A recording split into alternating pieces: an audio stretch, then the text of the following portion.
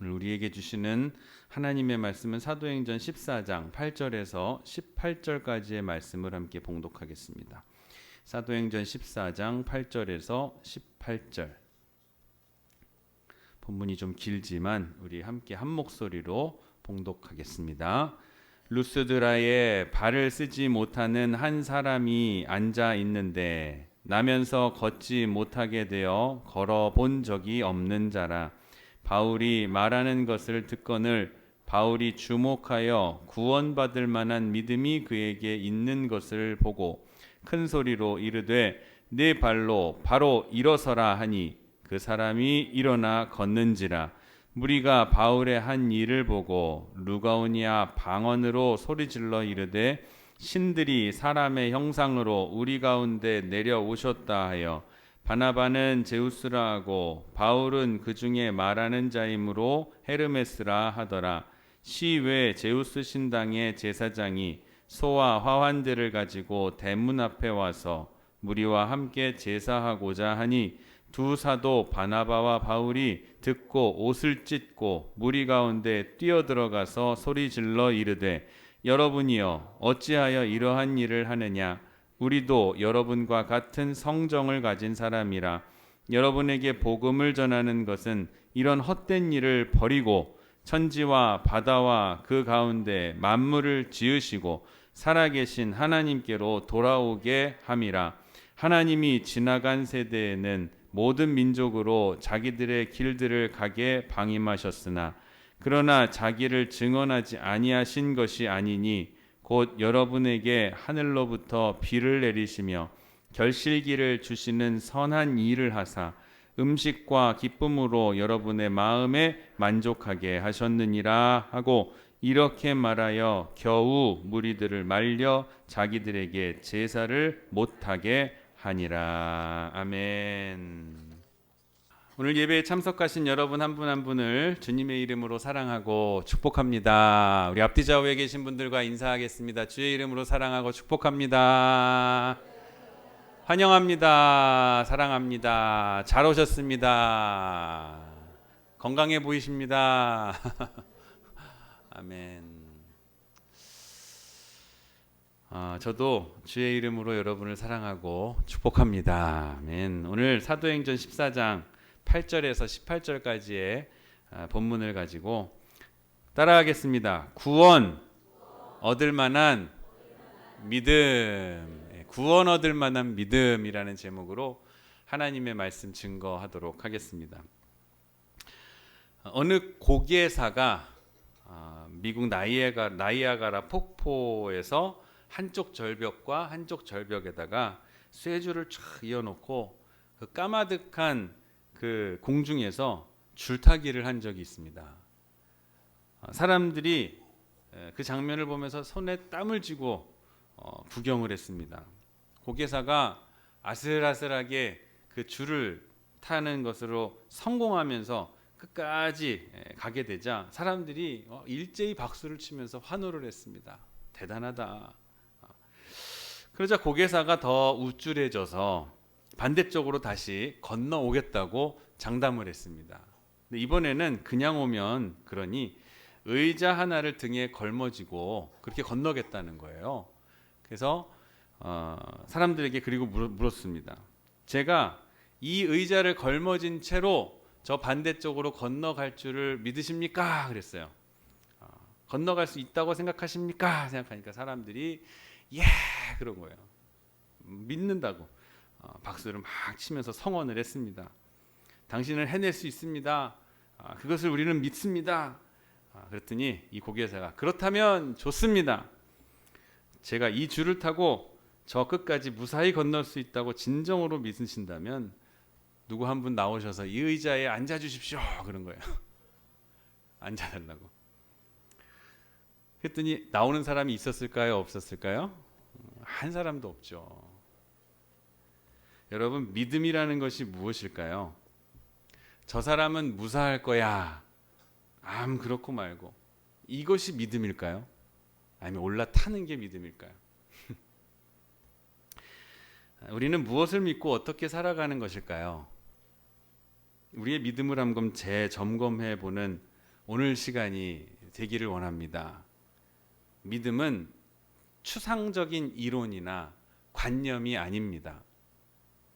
우리는 때때로 지식, 알고 있는 것과 믿음을 혼동할 때가 있습니다.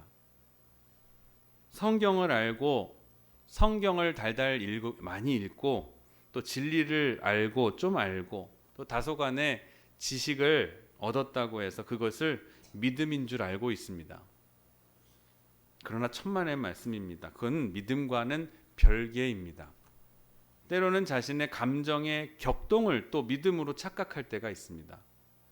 어느 순간에 마음에 북받쳐 오르는 어떤 충격이 있으면 이것을 믿음이라고 생각할 때가 있다는 거예요. 또 감정의 순환을 믿음으로 생각할 때가 있습니다. 그것도 믿음이 아닙니다. 그리고 제일 잘못되기 쉬운 것은 의지와 믿음을 혼동하는 것입니다. 나의 의지, 나의 주관적인 의지를 믿음과 같은 의지로 생각해서 고집 부리는 믿음, 고집을 갖는 믿음, 이것이 엄청난 오해입니다. 제 고집대로 살면서 믿음으로 산다고 자처하는 거예요. 난 믿음을 가지고 산다라는 거예요. 근데 실제로 보면은 옆에서 한 발짝 떨어져서 보면 저 사람 되게 고집스러운 사람이에요. 근데 자기의 고집을 믿음으로 알고 사는 거예요. 결코 믿음이 아닙니다. 의지가 약하면 그러면 믿음도 약해질까요? 그런 사람은 그렇게 돼요. 의지가 믿음인 줄 알고 사는 사람은 내 의지가 점점 약해지면 내 믿음도 점점 약해진다라고 그렇게 생각합니다. 그런가 하면 종교의식을 믿음으로 착각할 때가 있습니다. 종교의식 많이 동참했다고 해서 내 믿음이 많이 성장한 것으로 착각합니다. 예배를 많이 드리고 한 번도 예배를 빠지지 않았다고 해서 그 사람이 반드시 믿음 좋은 사람만은 아닌 거예요. 믿음이 좋으면 예배에 빠질 수가 없죠. 그 반대는 맞아요. 믿음이 좋은 사람이 예배에 빠질 수는 없어요. 그러나 내가 예배에 모두 참여한다고 해서 내 믿음이 훌륭하다, 내 믿음이 좋다, 성숙하다라고 하는 것은 틀린 말이에요. 그러면 믿음은 무엇일까? 믿음은 무엇일까? 믿음은 구원에 이르게 하는 능력인 줄 믿으시길 바랍니다. 기억하세요. 구원에 이르게 하는 능력. 그렇기 때문에 거기엔 생명이 담겨 있습니다. 생명력이 있다는 거예요. 생명의 힘이 있다라는 것입니다. 성경은 분명히 말씀합니다. 참 믿음, 살아있는 믿음이면 된다. 믿음 하나면 그만이다라고 성경은 얘기합니다. 참된 믿음을 가지고 있으면 우리는 믿음 하나만 가지고도 승리를 얻을 수가 있는 줄 믿으시기 바랍니다. 17세기의 유명한 신학자 A. 허먼이라고 하는 사람이 있어요. 이분이 한 알의 산 신앙이 한 파운드의 역사 지식보다 낫다라 그랬어요. 한 방울의 사랑이 과학의 힘보다 낫다라고 얘기하는 거예요. 그러니까 믿음은 형식이 아니고 지식과 이론이나 추상적인 관념이 아니라라고 하는 것을 이렇게 말해주고 있는 거예요. 오늘 성경 본문의 9절 말씀을 보면은 굉장히 제가 사랑하는 구절이기도 합니다. 이렇게 구원받을 만한 믿음이라는 말씀이 나와요. 구원받을 만한 믿음. 여러분 믿음이 많으면 뭐하고 앞에 나온 것처럼 감정의 격동, 의지, 수나 종교 의식을 참여하는 것, 이것을 믿음이라고 생각하는 이런 믿음 많으면 뭐합니까? 있으면 뭐예요? 그걸로 구원을 받을 수가 없는데 구원을 얻을 만한 믿음이 우리에게 있어야 한다는 거예요. 구원을 얻을 만한 믿음이 뭡니까? 그렇게 물어볼 수 있어요. 구원을 얻을 만한 믿음이 도대체 무엇입니까? 저도 그런 믿음을 가지고 싶습니다. 이 믿음은 절대로 잊어서는 안 되고 잃어서도 안 되고 떠나서도 안 됩니다. 구원이란 것은 소극적인 것과 적극적인 것을 볼 수 있어요. 소극적인 것은 자유라고 할 수 있습니다. 자유. 죄와 사망과 사단과 이 죄의식의 이 율법과 진노로부터의 자유함을 의미하는 거예요. 죄를 지은 사람마다 죄가 있는 자마다 매입니다. 속박이 됩니다. 죄의식에 사로잡히게 됩니다. 죄가 주는 공포에 매이게 되고 쫓기게 됩니다. 근데 구원받은 사람은 이런 두려움과 쫓김으로부터, 공포로부터 자유하는, 속박과 관계없는 자유하는 마음이 우리에게 주어진다라는 거예요. 가지게 된다라는 거예요. 속박과 관계없는 이런 자유의 마음, 자유의 몸으로 살아갈 수 있게 된다는 것입니다. 이것이 곧 구원입니다. 그리고 또 어디에서? 사망으로부터의 자유입니다. 사망에서부터, 사망 권세로부터의 자유. 사망의 권세라는 것은 대단한 권세예요. 죽음 앞에서 초연한 사람이 있을 수가 있습니까? 모든 불안과 모든 두려움에 근본적으로 들어가 보면 거기는 바로 이 사망이 들어가 있어요. 그런데 이것에서 벗어나서 우리는 영생의 기업을 누리고 살아갑니다. 영생의 기업을 누리며 이것이 구원인 거예요.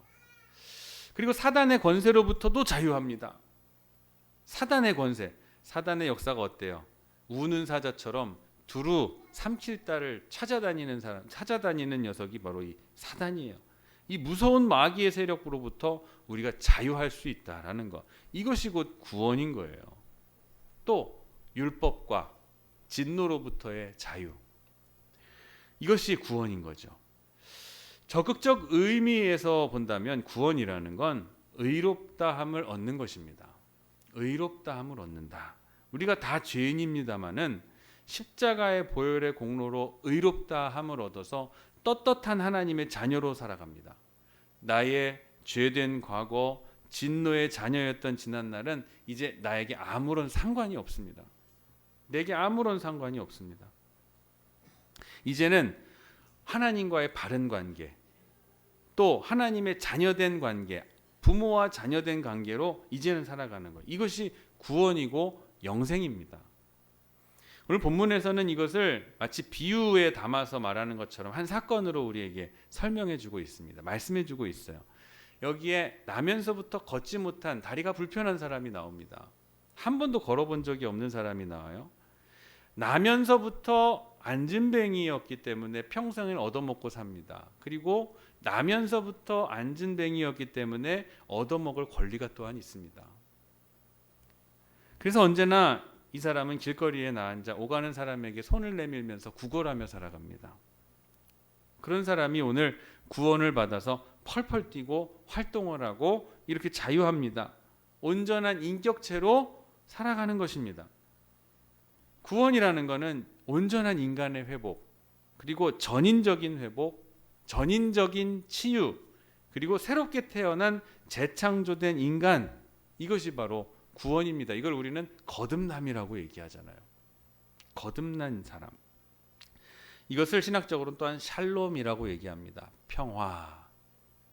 하나님과의 바른 관계, 인간과의 바른 관계, 자기와의 바른 관계, 물질과의 바른 관계, 세계와의 바른 관계, 이런 관계 속에서 살아갈 때 우리는 화목된 관계라고 얘기하고, 그래서 이것을 화평, 평화, 샬롬이라고 얘기하는 거예요.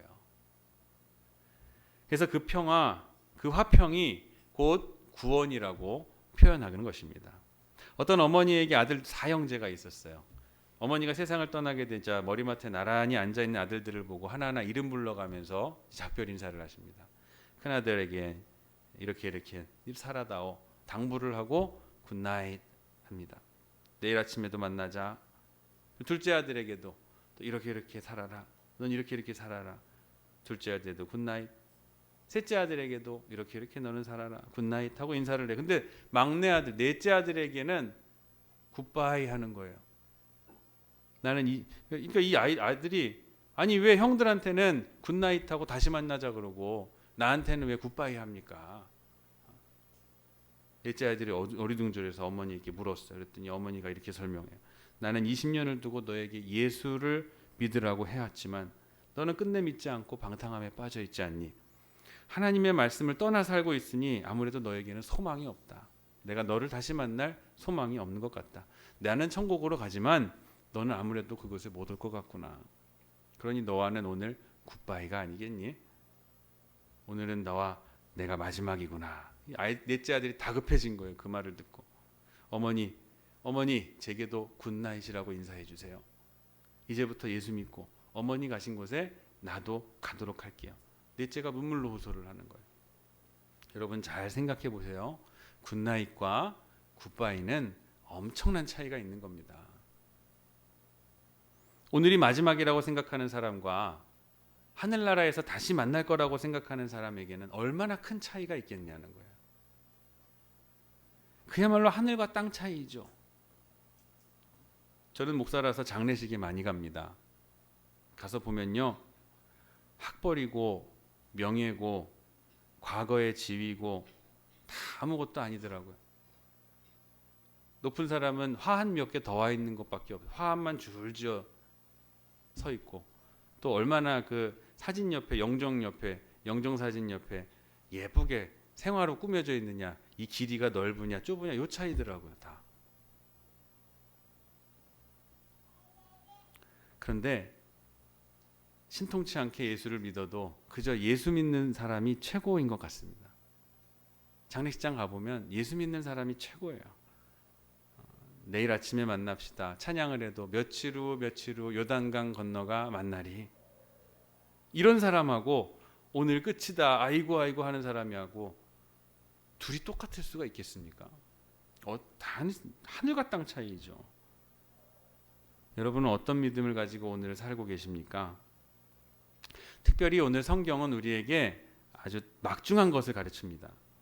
성경 창세기부터 요한계시록까지 일목요연하게 흐르는 교리 중 하나, 우리는 잊어서는 안 됩니다. 인간은 스스로를 구원할 수가 없다라는 거예요.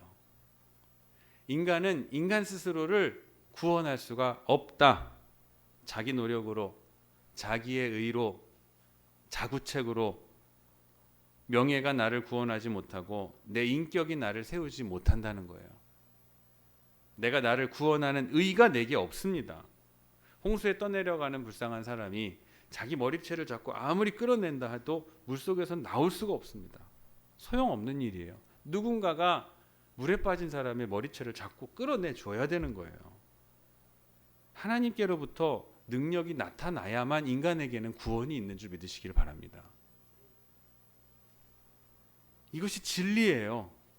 구원은 하나님이 우리에게 주시는 선물입니다. 최고의 선물이에요. 하나님의 재창조, 새롭게 창조하시는 거듭남의 역사예요. 구원은 하나님의 주도적인 역사입니다. 하나님이 하시는 일이에요. 하나님이 다시 손을 내미셔서 구원의 역사를 이루실 때에만 이루어지는 것이 구원인 거예요. 이것을 성경 전체가 우리에게 말해주고 있어요. 확실한 진리예요. 자기가 자기를 구원하겠다는 사람, 바리새인 있잖아요. 자기 의로 구원해보고. 근데 예수님께서는 그 바리새인을 절대 용납하지 않으셨어요. 자기가 자기 힘으로 구원 얻을 수 있다라고 생각하는 사람을 예수님은 용납하지 않으셨어요. 그런데 그 구원의 역사가 우리에게 임할 때에 우리 개개인적으로 볼 때 이 구원의 역사가 임하는 대상에게 요구하는 것이 있습니다. 우리가 준비해야 될 게 있다라는 거예요. 그것은 바른 응답, 따라하겠습니다. 바른 응답, 바른 자세, 바른 관계. 이게 있어야 돼요. 바른 응답, 바른 자세, 바른 관계. 이것을 하나님께서는 원하시는 거예요. 이것이 믿음입니다. 이것을 갖추는 게 믿음이에요. 믿음은 은혜를 받는 그릇입니다. 여러분, 하나님께서 우리에게 은혜를 주시고자 하는데 내가 받을 그릇이 없다고 생각해 보세요. 그릇은 있는데 그 그릇을 내가 뚜껑을 덮어놨다고 해보세요. 아무리 은혜가 쏟아져도 우리는 받을 수가 없습니다. 하나님의 은혜가 아무리 엄청난 은혜가 준비되어 있더라 하더라도 내 마음을 닫아놓고 닫힌 마음, 그릇이 준비 안 된 마음에는 은혜가 어떻게 있을 수가 있겠어요. 밖에 눈이 서벅하게 한밤중에 내렸어요. 내가 커튼을 열어서 창밖을 내어다보지 않으면 눈이 온지 안 온지 알 수가 없습니다. 내가 문을 열어서 밖에 내리는 눈으로 볼 때 눈이 내렸구나. 하나님의 은혜는 이와 같은 거예요. 소리 없이 나도 모르는 새에 소복히 내리는데 내가 나의 마음의 문을 활짝 열고 그것을 바라보지 못하면 하나님의 은혜가 은혜인 줄을 알지 못한다는 거예요. 커튼을 열어 제낀다는 것은 바로 내 마음의 그릇을 준비한다라는 거예요. 내 그릇이 준비되어 있어야 돼요. 라디오 방송국에서 아무리 좋은 방송을 송출한다면 해도 어떻게 합니까? 내가 라디오의 채널을 맞추지 못하면 라디오는 치직거리고 나오지를 않아요. 아무리 방송국에서 좋은 4K의 영상을 송출하면서 우리에게 보여줘도 내가 흑백 텔레비전을 가지고 있으면 흑백으로 볼 수밖에 없는 거예요. 그 화질을 내가 누릴 수가 없는 거예요. 마음의 그릇, 믿음의 그릇에 고장이 나 있으면은, 마음의 그릇은 믿음의 고장이 나 있으면은 하나님께서 아무리 은혜를 주시려고 해도 내가 그 은혜를 받을 수가 없어요. 은혜가 나타나지 않습니다. 우리는 이것을 알아야 됩니다. 그럼 과연 구원받을 만한 믿음은 무엇이냐? 오늘 사도 바울을 한번 여러분 상상해 보십시오. 바울이 하나님의 말씀을 전합니다. 어떤 때는 좀 오래 머문 곳이 있지만 또 어떤 때는 오래 머물지 못하는 곳이 있었어요. 시간이 많지 않기 때문에 이곳저곳 또 다른 곳도 복음을 전하면서 돌아다녀야 되기 때문에, 선교해야 되기 때문에 어떤 데 가서는 밤이 새도록 새벽이 될 때까지 말씀을 전해야 될 때가 있었어요. 그래서 어떤 데 가서는 유두고가 2층에 밤새도록 말씀을 듣다 꾸벅꾸벅 졸아가지고 떨어져서 그만 사고가 나잖아요. 다시 못 만날 사이잖아요. 저와 여러분은 이제 뭐 오늘 보고 또 다음 주에도 보고 할 수 있지만, 이 사도 바울은 한 번 가면 이 교회 교인들을 다시는 못 볼 수도 있다는 거예요. 내가 붙잡혀서 어디선가 또 순교하면 지금 말씀을 전해준 이 성도들을 내가 다시는 볼 수가 없다는 거예요. 이런 마음으로 사도 바울은 설교를 지금 하고 있는, 말씀을 전했어요. 복음을 전했어요.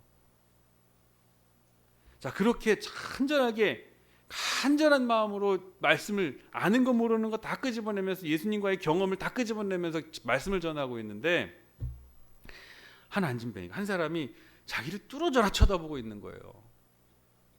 바울을 뚫어져라 쳐다보고 있는 거예요. 그렇게 열심히 쳐다볼 수가 없어요. 그러면 그 쳐다보는 모습을 이 바울이 내려다보다가 그걸 본 거예요. 아, 저 사람에게는 구원을 얻을 만한 믿음이 저 사람에게 있구나. 그거를 확 느끼게 된 거예요. 깨닫게 된 거예요. 보았다는 거예요. 저 역시 이런 경험이 없지 않습니다. 말씀을 전하다 보면은 어떤 분은 너무 열심히 저를 쳐다봐가지고 저분은 말씀을 듣는 게 아니라 받아 먹는구나. 저분은 말씀을 빨아들이시는구나. 끄덕끄덕하면서 말씀을 들으시면은 제가 다 은혜가 돼요. 여러분의 모습을 보면, 듣는 모습을 보다가 설교자가 은혜를 받아요. 그 제비 새끼들이 이렇게 엄마가 나타나면은 그때부터 입을 팍팍 벌리기 시작하잖아요. 얼굴만하게 입을 벌려요.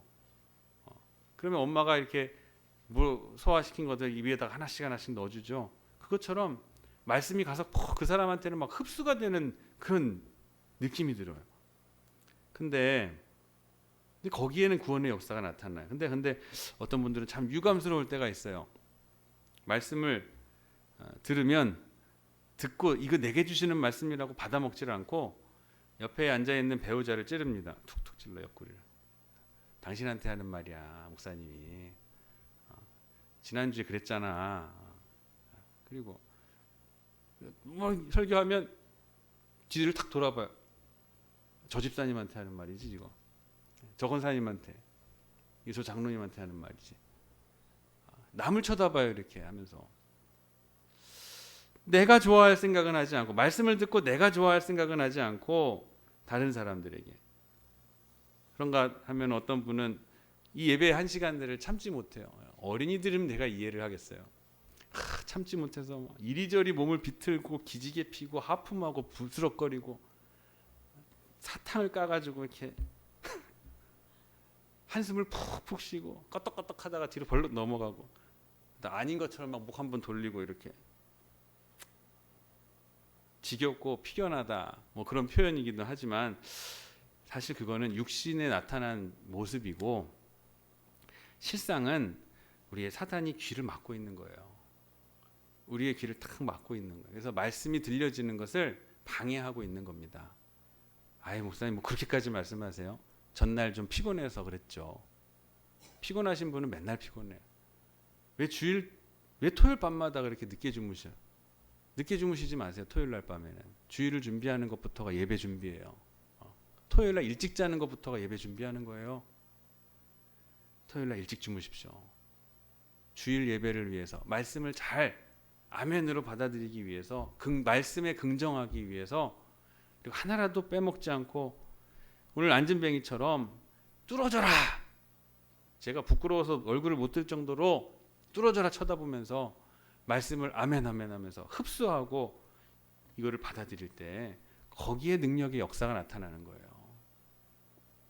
그렇게 해서 몰입하면서 이 한 시간은 정말 내가 초집중해서 몰입해서 하나님의 말씀을 받아들이겠다라고 하는 결단이 있어야 된다는 거예요. 그래야 역사가 일어납니다. 그리스도인으로서 가장 불쌍한 사람들이 있어요. 예수 믿는데 가장 불쌍한 사람들. 모처럼 교회까지 나왔는데 말씀을 못 듣는 사람들이 있어요. 말씀을 못 들어요. 여기까지 나와서 예배 드리는데도 말씀을 못 듣는 사람들. 제일 불쌍한 사람들입니다. 못 나온 사람이 어쩔 수 없죠. 못 나왔으니까 어쩔 수 없죠. 근데 여기까지 일껏 나와가지고도 말씀을 못 듣는 사람. 정말 불쌍한 거예요. 들리질 않는 거죠. 귀를 막아버리니 괴로운 거예요. 말씀이 들리지 않으면 괴롭습니다. 괴로워요. 자, 괴롭다는 게 뭘까요? 작은 심판이에요. 마귀가 우리의 귀를 탁 막고선 집중하지도 못하게 하고 들리지도 않게 만드니까 몸은 괴롭고 고문 받는 것 같고, 이게 심판이, 작은 의미의 심판이, 아직 확정되지 않은 심판. 우리 깊이 생각해야 됩니다. 예수님 앞에 서가지고 나중에 천국 지옥 양과 염소 나눌 때만 심판이 아니라 마귀가 우리 귀를 탁 막고 있어서 여기에 나왔는데도 불구하고 말씀 하나도 기억 안 나고선 이 문을 나선다라는 거, 그것만큼 불쌍한 게 없는 거예요. 우리 깊이 생각해야 됩니다. 다른 일 다 없어도 좋지만 말씀의 채널은 연결되어 있어야 하는 줄 믿으시길 바랍니다. 하나님과의 말씀의 채널은 연결되어 계셔야 돼요. 혼수 상태에 빠졌던 어떤 분이 잠깐 가사 상태에서 하늘나라를 가서 하늘나라를 보고 환상 중에 갔다 와서 그 얘기를 들은 적이 있어요. 매주일 교회에 나오는 것이 사닥다리를 올라가는 것과 같다라고 그렇게 얘기하시더라고요. 그래서 한 줄을 빠지면 거기에 사다리에 한 줄이 없어져요. 두 줄 빠지면 두 줄이 없어집니다. 세 줄 빠지면 세 줄이 없어져요. 그러면 이 세 줄을 올라가려면 얼마나 힘들겠어요. 타다리 타고 올라가려면 하나 밟고 올라가야, 한 칸 한 칸 밟고 올라가야 되는데, 이거를 한 줄 빠지고 두 줄 빠지고 세 줄 빠지니 네 칸을 한꺼번에 올라가려니 얼마나 힘들겠어요. 그걸 다시 회복하려니까 얼마나 힘들어요. 말씀은 그런 것과 같습니다. 전 굉장히 공감했어요. 한 칸 한 칸 매주 말씀을 차곡차곡 받아야 한 칸씩 한 칸씩 올라갈 수 있는데, 그래서 일용할 양식이라고 하잖아요. 우리에게 일용할 양식, 하루하루 우리에게 필요한 양식. 하나님의 말씀을 한 시간 못 들으면 그만큼 내 영혼의 상태가 힘들어진다라는 거예요. 배고파진다라는 거예요. 헝그리 정신이 좋죠. 이 말이 아니에요. 하나님의 말씀을 계속해서 받아 차곡차곡 한 칸씩 올라가시길 바랍니다. 한 주 그 말씀 못 들으면 그 주가 힘들어요. 그 주가 힘듭니다. 그 다음 한 주간 동안 시험에 빠지기가 너무 쉬워요. 한 달 안 왔다? 이 사람은 시험에 빠진 거예요. 내가 한 달 동안 교회 못 왔다? 시험에 든 거예요. 나 스스로를 그렇게 정의하셔야 돼요. 아유, 나는 시험에 안 들어. 이렇게 절대로 시험에서 자유로운 사람이 없어요. 이미 시험에 빠졌어요. 정신 차려야 됩니다. 그래서 예수님께서도 우리에게 기도하는데 어떻게 기도하라 그랬어요? 일용할 양식을 주옵시고. 먹는 양식뿐만 아니에요. 말씀이 양식이 돼서 우리에게 매일매일 주셔야 된다는, 그걸 달라고 기도하라 하신 게 주기도문입니다. 매일매일 하나님의 말씀을 들어야 되는데 한순간이라도 못 들으면 안 되는데, 계속해서 못 들으면 내 심령은 어떻겠습니까? 말씀이 사로잡아야 될 나의 심령, 나의 삶이 엉뚱한 생각으로 들어차게 되고 내 심령은 어느 방향으로 흘러가게 되느냐는 거예요. 마틴 루터가 이렇게 얘기했습니다. 마귀는 만성적 불평 불만론자이다. 만성적인 불평 불만론자, 하나님의 말씀을 못 듣도록 방해하는 자다라 그랬어요. 하나님의 말씀을 듣지 못하게 방해하는 자가 바로 마귀라고 했어요. 그게 마귀다라 그랬어요. 오늘 말씀을 보면은 근데 루스드라의 안진뱅이, 다리가 불편한 이 사람은 하나님의 말씀을 전적으로 받아들입니다. 100% 받아들여요. 그러기 위해서 이 사람은 어떤 방법을 취하냐면 자기를 부정합니다. 자기를 완전히 부정합니다. 나면서부터 걷지 못하게 된, 걸어본 적이 없던 사람, 이 사람이 내 발로 일어서라 라고 하는 이 한마디에 벌떡 일어났어요. 그건 뭐냐면 내가 다리가 불편하다는 사실조차도 잊어버린 거예요. 자기를 완전히 부정한 거예요. 생전 걸어보지 못했다고 하는 것부터 잊어버렸습니다.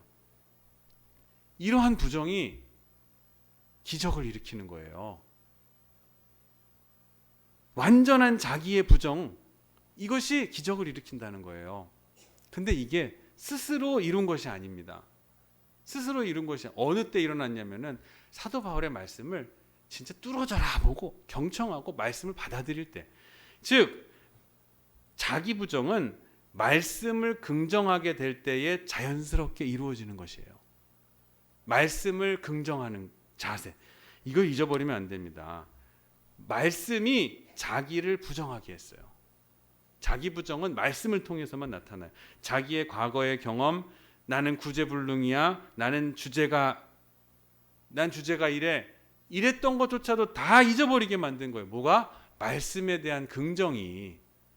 말씀을 듣고 여러분 요모조모 판단하는 게 아니라 말씀에 대한 전적인 수용과 긍정이 자기를 부정하게 만들고 나의 안진뱅이였던 사실조차도 잊어버리게 만들어서 너 일어나 걸어라 그러니까 그 말씀 듣고선 자기가 안진뱅이였던 것조차도 잃어버리고 일어나서 걸어갔던 거예요. 거기에 능력이 나타나고 기적이 일어난 것을 여러분 잊지 마시기를 바랍니다.